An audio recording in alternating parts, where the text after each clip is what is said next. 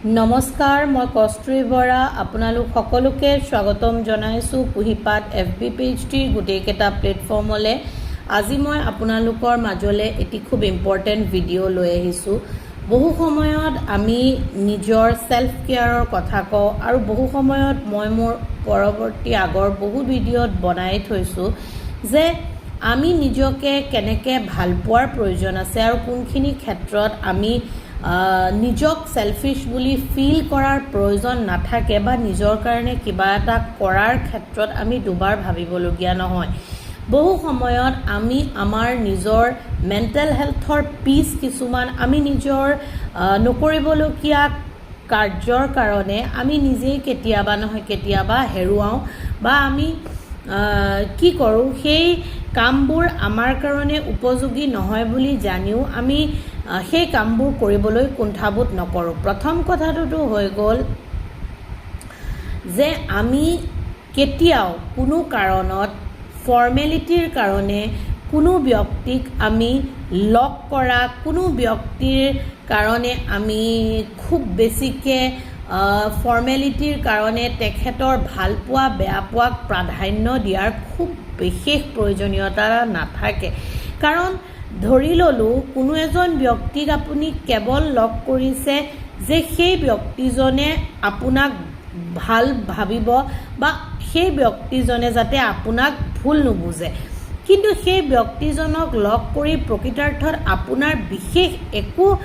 লাভ হোৱা নাই বা লাভ নহয় বুলি আপুনি চিয়'ৰ বা আপুনি জানে, তেন্তে সেই ক্ষেত্ৰত হয়তো আপুনি সেই ব্যক্তিজনক লগ নকৰিলেও আপোনাৰ কোনো ক্ষতি নহয় বা তাত আপুনি সেলফিশ হৈ নাযায়। ছেকেণ্ড কথাটো হ'ল বহু ক্ষেত্ৰত আমি মানসিক চিন্তাৰটো কিছুমান বেগেজেছ বা লাগেজ আমি আননেচেচেৰিকৈ লৈয়ে থাকোঁ। তাতকৈও উপৰি আমি কিছুমান এনেকুৱা পুৰণা বস্তুৰ লগত, পুৰণা চিন্তাৰ লগত, পুৰণা আমাৰ ইম'শ্যনছৰ লগত ডিল কৰি থাকোঁ যিবোৰ হয়তো বৰ্তমান সময়ত প্ৰয়োজন নাই বা নাথাকে বা ভৱিষ্যতেও সেই চিন্তাধাৰাবোৰৰ বা সেই অনুভৱবোৰৰ খুব এটা বিশেষ প্ৰয়োজনীয়তা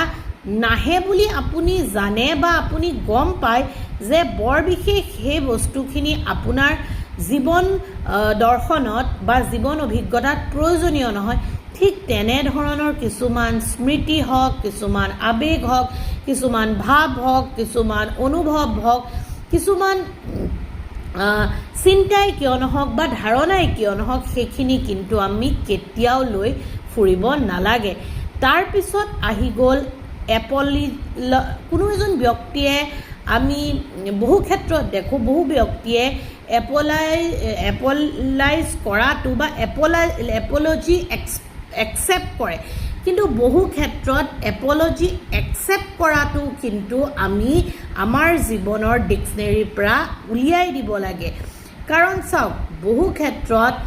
এপলাইজ কৰি থকা ব্যক্তিজনে আপোনাক এপলজি খোজাটো ভাল কথা বা সেইটো তেওঁৰ মৰেল আৰু এথিক্স, কিন্তু তাৰ কোনো এইটো গেৰেণ্টি নহয় যে সেই ব্যক্তিজনে পুনৰ ভৱিষ্যতে আপোনাক কেতিয়াবা দুখ নিদিব, আপোনাক কেতিয়াবা আঘাত নিদিব বা আকৌ এই পৰিস্থিতি নাহিব যে সেই ব্যক্তিজনে আপোনাক আকৌ এপলজি খুজিব লগা পৰিস্থিতি এটা তেওঁ নহা কৰি দিব। সেইকাৰণে অন্য এজন ব্যক্তিৰ পৰা বা বেলেগৰ পৰা এপলজি আশা কৰাতকৈ বা এপলজি তেখেতে কৰিব বা তেনেকুৱা ধৰণৰ এটা মানসিকতা লৈ থকাতকৈ আমি আমাৰ ইণ্টাৰনেল এনাৰ্জিখিনি, আমাৰ মনৰ শক্তিখিনিক, আমাৰ মনৰ প্ৰকৃত ধনাত্মক চিন্তাখিনিক আমাৰ প্ৰটেকশ্যনৰ শক্তি হিচাপে, আমাৰ নিজৰ চিল্ড ৰক্ষা কৱচ হিচাপে আমি ব্যৱহাৰ কৰিব লাগে, যাতে আমি সেই এনাৰ্জিবোৰৰ দ্বাৰা নিজেই নিজক প্ৰটেক্ট কৰিব পাৰোঁ আৰু আমি আমাৰ সেলফ এনাৰ্জিৰ দ্বাৰা নিজেই নিজক আমি মাইণ্ডফুল আৰু প্ৰডাক্টিভ বনাব পাৰোঁ। Thank you so' very much giving your valuable time to watch my video'. এনেকুৱা ধৰণৰ মেণ্টেল হেলথৰ ধাৰণাসমূহ বা যিবোৰ ফেক্ট হয়, এইসমূহ আমি আমাৰ জীৱনত এপ্লাই কৰি যোৱাটো খুবেই বেছি প্ৰয়োজনীয় for our healthy mental health condition. Thank you so' much.